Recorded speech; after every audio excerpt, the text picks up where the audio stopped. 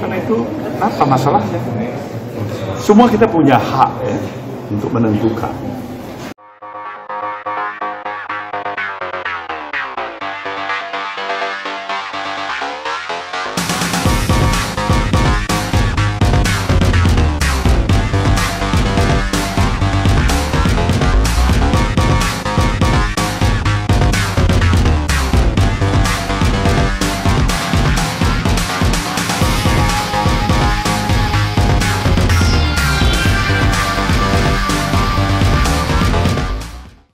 Apa masalahnya? Semua kita punya hak ya, untuk menentukan. Hak politik yang menentukan, garis politik yang kita tentukan.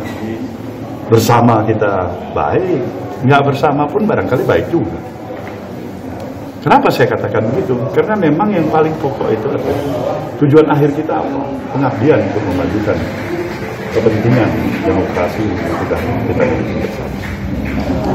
Kepentingan kita untuk melihat sebuah stabilitas yang harus tetap tercapai. Mungkin kalian pikirnya agak aneh ketua umum partai politik ini seperti ini. Nggak apa-apa itu. Ketika memang ini diniatkan sungguh-sungguh, kita perjuangkan. Mungkin lambat laun dia akan berhasil.